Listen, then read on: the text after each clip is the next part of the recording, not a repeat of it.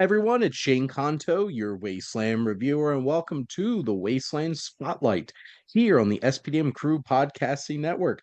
This is my monthly show where my guest in residency, Patrice, and I discuss a quartet of movies with some type of theme. Patrice, thank you so much, as always, for coming on and talking some movies with me.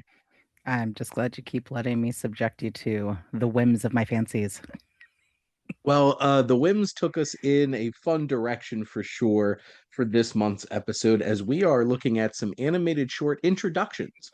So, some iconic characters were introduced in some fun Disney animated short films. And today we're going to be talking about Mickey's Revue from 1932, where Goofy made his debut. 1938's Donald's Nephews, where Huey, Dewey, and Louie made their debuts. 1943's Private Pluto. It's not Pluto that debuted, it's Chip and Dale, causing all kinds of mayhem. And 1968's Winnie the Pooh and the Blustery Day, where we get Tigger 2. So this will be a particularly fun one. Some of these we might not have a ton to say about them. So they're a Yeah. little they're short and not exactly the most complex of stories. But let's start with Mickey's Revue, where Mickey Mouse conducts an orchestra, while the rest of Disney menagerie of the era provides a dance recital with Horace Horsecollar as stage manager and Pluto continually sneaking on stage. But Patrice, what are your general thoughts on Mickey's Revue? I like this time period in the shorts because of all the little details that you see all the time, and this one Mhm. does not disappoint when it comes to just the unexpected little things throughout. It's only a couple of minutes, but you get packed with really funny details. Like, why is this show sponsored by asbestos? Every time the curtain drops, it That cuts didn't age to poorly. is asbestos, and it's like, oof. I guess they weren't going to be able to set it on fire, but wow. That's crazy. It's like brought to you by the Surgeon General, who encourages you to have a cigarette every day. Four out of five doctors recommend smoking with every meal. But that is pretty wild for sure. I You think that know, might have been the first thing that grabbed me when I rewatched this because I hadn't seen it in a while. And I was just like, mm, wait, did that just the first time I didn't quite catch it? I'm like, did that say asbestos? And then the next time I was like, oh my gosh, it totally says asbestos. I was like, so they've got a fireproof curtain for some reason, and they're making a point of letting us know, which is what I thought was really weird. Like, there had to be a reason that they like maybe, and I don't know because was it cheaper? Like, was that just a super cheap fabric of some kind? And they're trying to point out just the hodgepodge stitched together nature of this this production. It was very or interesting. they paid a lot of money for that advertising. Exactly. Um, and from the beginning, the House of Mouse loves money. Um, Mhm. but you have Mickey putting on this show, and it's that slapstick physical comedy of look at Mickey putting on the show, playing how many instruments at once, Right. and like all the shenanigans of, and it's also at that point where some of these shorts had a lot of like repetitive motion and Mhm. patterns and sounds and visuals and stuff like that because this was still very early on in animation where there was some repetitiveness, but they had some fun. Like the music is fun, and Very seeing vaudeville. Mickey, yes, very vaudeville. The two Very, dogs that should have been Dippy Dog were incredibly vaudeville. yep. Well, and what's fascinating here is like they show Goofy in the audience, and Goofy is a lot older than I remember. Yeah. Looking scruffy, and he needs his cheaters as well, Yes. And he has no which is pants. which is very interesting that they are just like, well, we'll slightly change him to a different character, make him much younger instead of, just making a different character. And I guess technically he does have a different name, but Mhm. this is indeed Goofy. Oh And, yeah. you Same know, voice actor. mhm, Because then that voice actor does his voice for 50 years. Good for that guy. Just wild. Well, and Goofy has so many animated shorts on Disney Mhm. Plus. Oh my He's up gosh, to yeah. all types of shenanigans. But like this is a really fun, sweet, simple short that throws in some music. And it was also really capturing the vibe of the time because a lot of the big studios were making these like Broadway melodies and stuff because sound that had like no plot and they were just playing Right. music and stuff like that. So even Walt Disney was picking up on that for sure. Oh my gosh, yeah. I mean, this is barely 5 years outside of the Alice comedies. So, Mhm. they'd already come a pretty long way if you really look at it Yeah, stylistically and, technology-wise, like the fluidity of the animation compared to just a few years earlier is pretty nice. I mean, you can see like they really were putting their eggs in that basket as far as the studio. Like we think animation's the way to go. absolutely. And you know, you have these fun characters, and there's a reason they've all stood the test of Mhm. time. They all have their fun personalities and stuff like that. Pluto trying to get up to his shenanigans. And, it's a fun little show. It's short, it's only 7 minutes. So that's one of the fun things about these old animated shorts. It's like you can just watch a bunch of them and just have a good time, like we did. Yep, exactly. Was there anything else that in particular stood out to you, Patrice, about Mickey's review? I actually, the only other thing that I think is worth mentioning is the amount of kittens they used for that 2 minutes. Like, there was a lot going on when, I don't remember what exactly prompted the cat and all her kittens to come up through this bottom of the stage, but they just, start wandering through the orchestra and getting all in Mickey and Minnie's way. And there's a lot going on in such a short period of time. Like, the Mhm. choreography of all the things that they had animating was kind of impressive for the time. I mean, you've got multiple kittens like making their own instruments, getting involved in what Mickey and Mhm. Minnie are doing, popping up in the piano. It was really cute. And I just thought that really did set the tone for the type of things that you're going to see going forward because they actually do the musical thing multiple times over the next like 5 years. Yeah. And every one of them kind of has something like this going on. Like there's always either a dog or a cat or, whatever, a sea lion popping in, crazy stuff like that. But I just thought the cats in particular were so many of them and so much going on. I really did appreciate the coordination of the animation going on there with the activity because that actually, for so short a sequence, was very fluid. Well, and a couple layers here. Even 106 years ago, they know their audience. People love kittens. I mean, who doesn't Kittens are love a cute. kitten?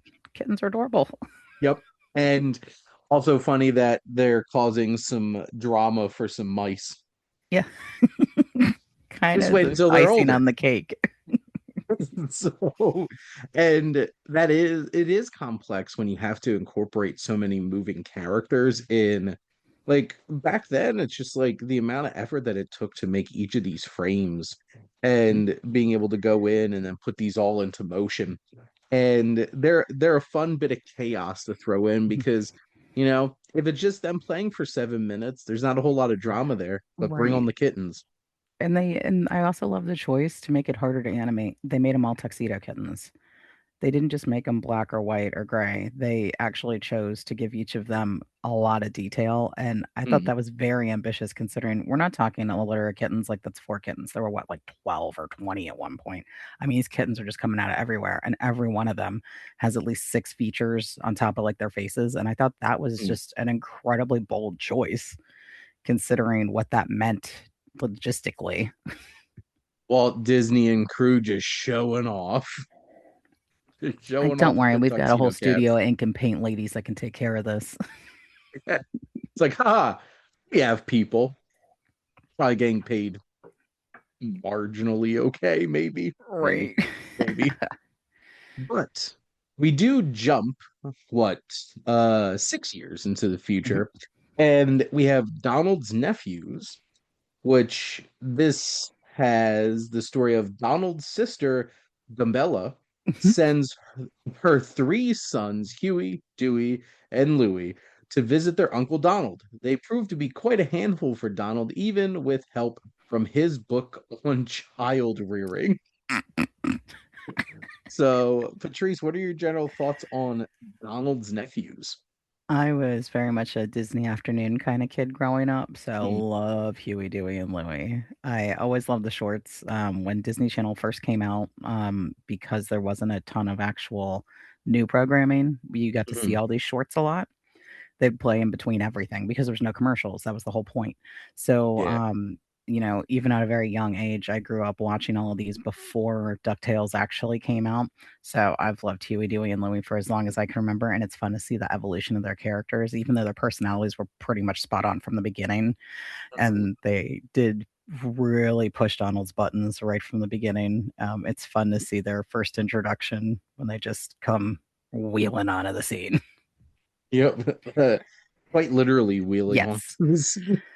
All their little tricycles and With croquet mallets, just like yep. tear it in like little bats out of hell. It's like, thanks, Dumbella. Literally just like, would you just throw them out of the car door? And This is one of those moments where it's just like you might not have kids, but you're gonna judge oh, other yeah, people's parenting of you're said judging her kids hard. hard. And there's a collection of fun shenanigans here because they're rambunctious. They have a lot of energy. Donald's not ready for this. Not And at they're all all. like circling him, like trying to read through this book, trying to figure out what to do, which Yeah, can we talk about that book for a second? Because what single dude just randomly has modern child training in his bookcase when this is clearly the first time he's ever watched the children because he's meeting them for the first time and he just happens to have this book. I don't know how much luck, how much it did for him either. Oh no, I love that it's like you can like when it said at the end of it, like after all these things it has them try like soothe the savage beast with music. Try feeding them. They're just hangry. That might have been my Angry. favorite part. When kids quarrel, they're probably just hungry. Hey, that definitely was my brother's problem a lot of the times. But what For duck sure. serves his duck nephews what looks like a duck? That did not even look like a turkey. It was a very That, thin bird. It very much looked like a chicken or a duck, and I got a lot of problems with that. It's like me that serving up a was certainly one of the chimpanzee. things that one of the things that stood out to me. I'm like, it looks like a really nice Whew. cooked bit of poultry Yeah, that these they are their fighting over. birds these birds are about to eat, and I'm like, cannibalism? Oh Is man, that yeah. is that what we're doing here in 1938? I mean, they were little heathens to begin with, but let's just throw cannibalism in there. There is a lot of other really cool technical aspects of this too, though, because if Mm, you look at the style of Donald just in that like 3 year period, he changed a lot. He's still that a little bit elongated stylistically. He doesn't have the tufts of feathers on his head yet, mm, but just stylistically, he changed a lot in the 3 years since the black and whites and everything had come along. He was voiced by Clarence Nash, who did all the duck voices at this point, and he did all the duck voices for 50 years. Another guy, and he did them in all the languages too. They would oh phonetically my, spell out the script for him. So he would do it in French, Spanish, Japanese, German, all these languages in the duck speak because it was all just written out phonetically. But he did, Daisy, Huey, Dewey, Louie, he would just change it a little bit. He did Jiminy Cricket after that original voice actor died. mm, So he had a pretty prolific Disney career. And then also uncredited on this particular one is one of my favorite Disney legends, Wolfgang Reitherman. He was yep. an uncredited animator on this, and he did 101 Dalmatians. He was the director. He's responsible for a lot of my favorite movies of this time frame. So I think it's cool that this is kind of one of the things he got his start on was animating in this time frame.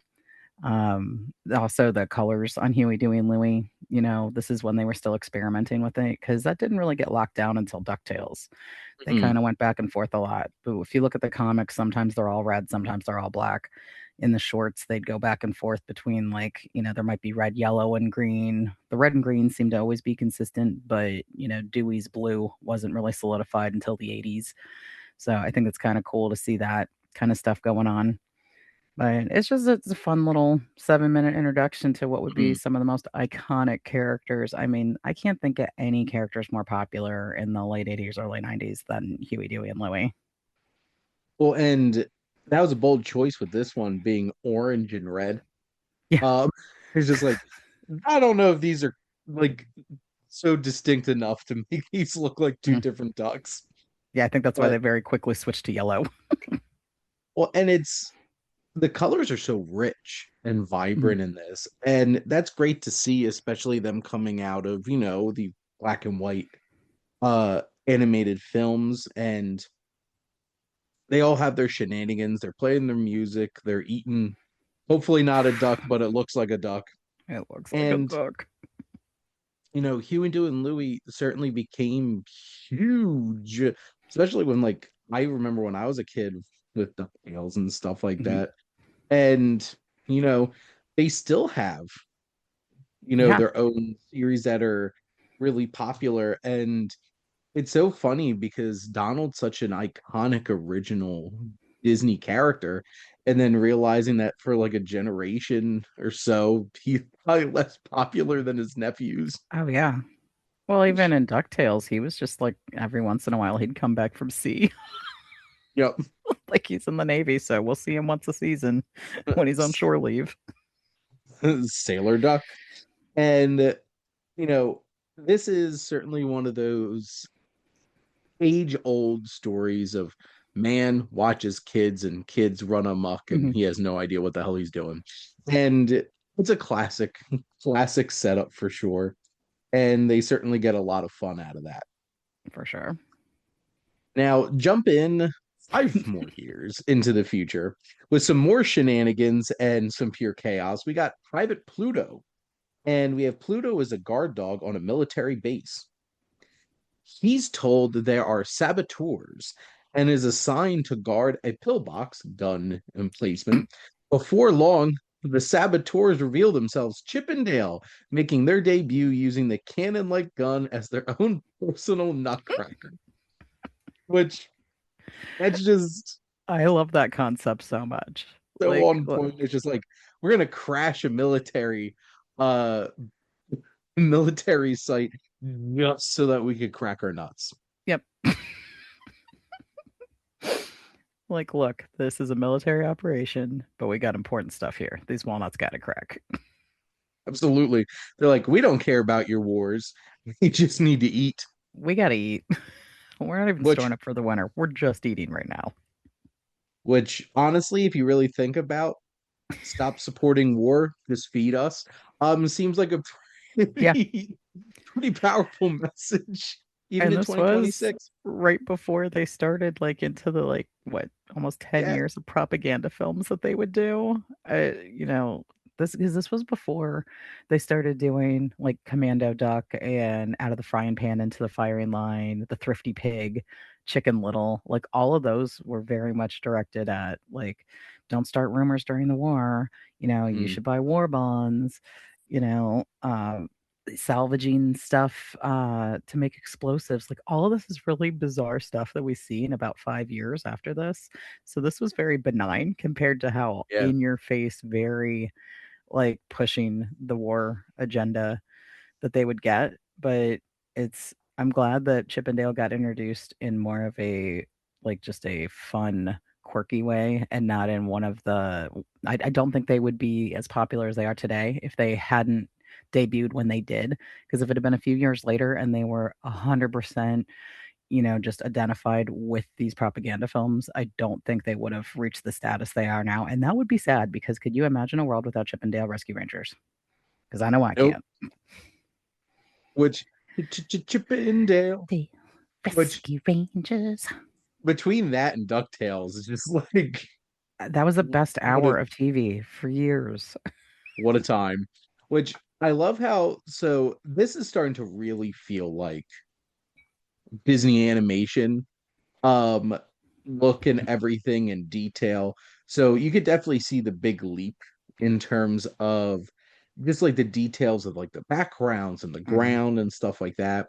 I love how serious Pluto is with Mhm. his little military helmet. Very like World War One coded, which is very Yeah. interesting, seeing as we were in World War Two Yeah. when this came out. And there's even shots where he's just like scowling with his helmet Oh, and everything. the face and everything was hilarious. I love when he's doing his marching orders and he Yep. gets all pretzeled. Like it's just a lot of fun visual gags in this, which I mean, when you got two sets of characters that don't really have words, that's what you're gonna get. But he twists himself up and then he's like, he's told to be at ease. And then the guy goes, as you were, and he ties himself back up into a knot. Like those kind of gags are so funny. Like Mhm. just visually, they're great. The animation on those kind of sequences is amazing when you really look at the detail that they had to go into because none of them look awkward. Like, you know how Mm-mm. sometimes when things like that, where you're getting tied into a knot and stuff like that, features get out of place, like a foot looks too big or an arm looks Yeah. wrong. None of that ever happens here. And I think that's really impressive when you think about it, because even though this dog is twisted into all these positions, you don't get any of those awkward features that make it look tacky and like unfinished Mm. or low quality. Like the quality is there and the proportions are always right, which is very interesting. Absolutely. And it is very detailed and well done. And then you have so many fun physical gags with the cannon. Oh yeah. So, like, first off, you're like, what's going on here? And you're like this cannon just coming down and cracking nuts open. You're just like, ah, shenanigans. And, nothing's going to make a dog more upset than chipmunks. Um, Yeah. Oh yeah, I mean, come on. this dog's like, animal, animal. And so, like, it makes so much sense that Chip and Dale were introduced with Pluto, Mhm. who is an actual dog. Right. Like Unlike he's a Goofy, dog's dog. he's a dog's dog. Um, it's so weird. But like we could open up a whole entire can of Oh worms yeah. about that conversation. But you have like Chip and Dale hiding in the cannon, or like they're opening Pluto's mouth to shoot cannon in, Oh my and gosh, I know.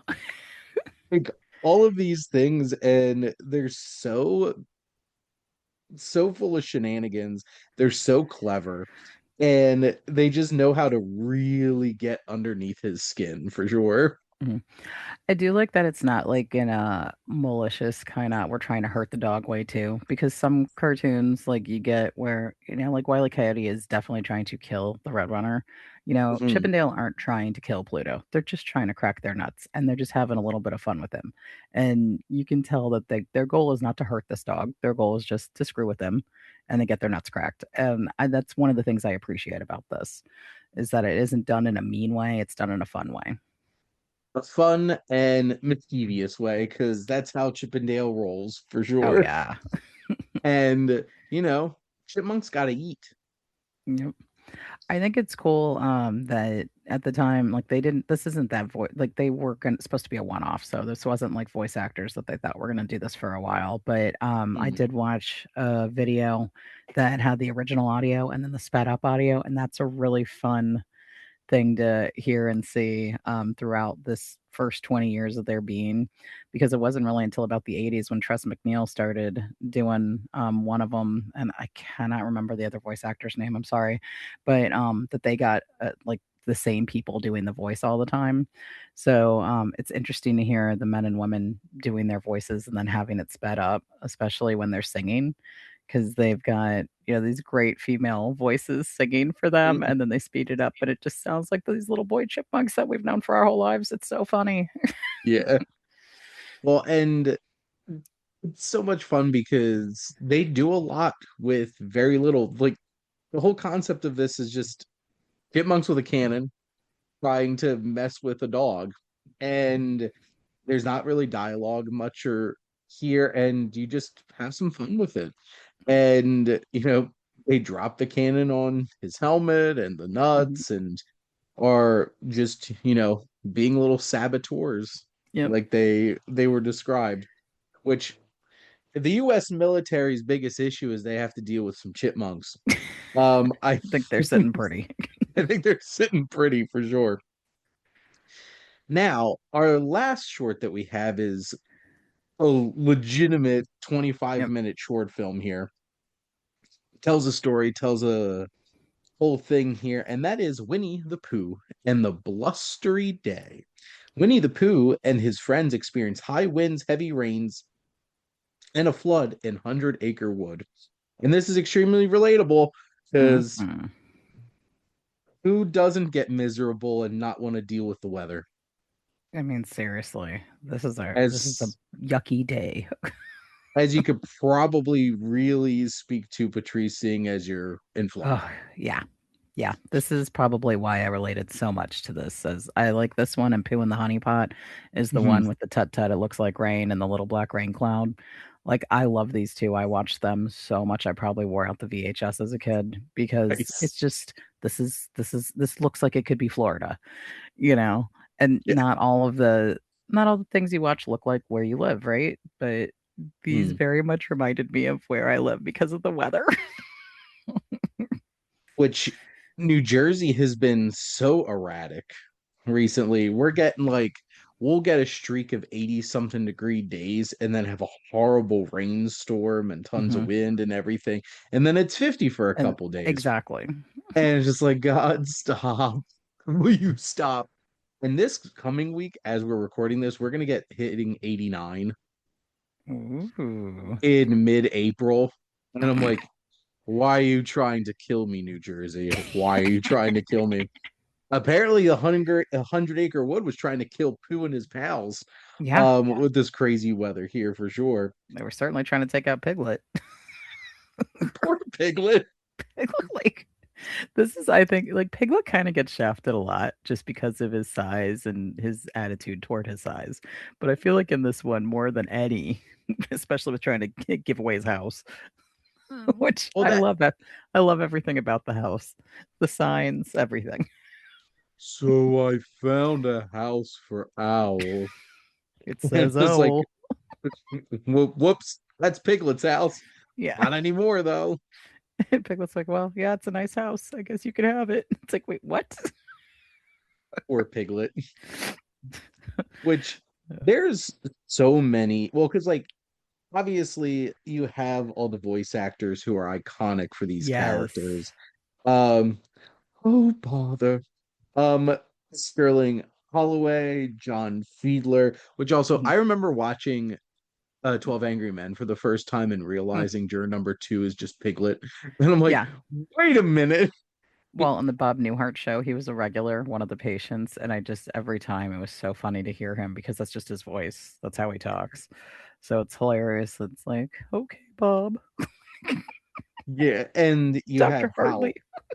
Hal Smith and Ralph Wright. You Hmm. even have Thorough, Sebastian Cabot doing the yeah. narration here, who I know from The Time Machine, and then obviously Hmm. Bagheera from Jungle Yeah. Book, and just Sword in the Stone. He did a lot of narration work, but mm, you also get fun stuff like Bill Lee and Thurl Ravenscroft. So Bill Lee does the singing voice of Roger in 101 Dalmatians.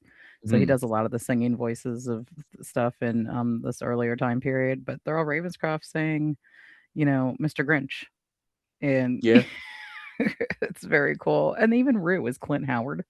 yeah. Like, how crazy is that? What's crazy is like you look through IMDb and see all these pictures and like, oh, these are old, like much older actors. And like, bam, Clint Howard. I'm like, wait a minute, Yeah, pictures in color. exactly. And it's such a it's sweet and endearing story about perseverance and pushing through. And of course, the reason we did this particular short is because we get Tigger. Yes. Oh my gosh, I love me some Tigger. So I think it's cool that he just comes bouncing in on the scene, talking the ridiculous way that he talks, and Mhm. Pooh being the one to correct him cracks me up more than anything. Like he goes, Tigger's like heffalumps and woozles are going to be out. He's like, you mean elephants and weasels? He's like, that's what I said. And then you get that very elephants on parade sequence of Yes. heffalumps and woozles, very Dumbo-esque. It was strange. And I'm like, did we just go on like an acid trip in the middle of this Hmm. storm for a bit here? It's so And funny that they'd bring back that same stylized and very similarly looking characters, like, in this I don't it's so weird to me because it does seem out of place, but they must have thought, "Oh, the kids will love this." And it's like, I'm it sure always they creeped did. me out as a kid. I did not like the Heffalumps and Woozles. Like that was my least favorite part until the Many Adventures of Winnie the Pooh came out and they made them more happy and like they were still kind of bad guys, but not like creepy bad guys. Hmm. They were more just like, 100 Acre Wood thugs, not like I don't know what they're doing in the middle of the night trying to come to my house kind of guys like they are in this. Like Which it's such a strange like diversion in this yes. short with all this shenanigans. It's creative and fun and Yes. colorful and out there, and it's ambitious, and I can appreciate that. I do love how this starts with like that fun feeling of you're in this kid's room in the Hmm. library and Pooh sitting on the bookshelf and stuff like that. And this really feels like we're going to be telling you a storybook story today. And classic Yeah, I Disney love that. always Very did that. textured, And very tangible. You start in reality and then you get to go into the fantasy, and I really love that. hey, honestly, if they brought back that storybook intro to all of Disney animation like they used to, I wouldn't be opposed to that. No, not at all. They were beautiful. I mean, especially like Sleeping Beauty, Sword in the Stone, all of those started with such beautiful openings. And I really think it's a disservice to the movies not to start like that because it's just such a beautiful opening and it really gets you into the storybook mode. I do think Shrek ruined it, probably. I bet you that's probably exactly what happened. They're like, Oh, we can't what a do it now. just wipes himself with a paper. The book's just like, well, sorry, Disney, ruined for you. But you get all these characters are so iconic for a reason, and Pooh's sweet and aloof, and Piglet is so nervous and just floating away on that chair on the Yes, with his water, little spoon and his pot, bailing out nothing. just trying to make ends meet, and Al being, you know, Did the you, as an adult, listening to what Al's actually saying was so funny. I don't think I ever actually like listened to the things he was rambling about because he mm, said something about his aunt being surprised and then laying a seagull egg instead. And I was like, whoa, whoa, whoa. And then I'm really paying attention to what he's saying after that because it's like, whoa. Like, he's not only very pompous and full of himself and knows that everyone wants to hear my stories, but holy crap, they don't even make sense. it's like it sounds like his aunt was sleeping And it around. sounds like I don't think the scare is what made her lay a seagull egg. I think she was a little loosey goosey. I think she was hanging out with some seagulls. I think she spent some time at the shore. And even just like the whole like Piglet and Owl's dynamic, because Owl is so obnoxious and confident and so full of himself. And Hmm. poor Piglet's like, oh Owl, I don't mean to complain, but I'm afraid, I'm scared. It's like, no, Piglet. It's been up and all that sort of Yes. thing.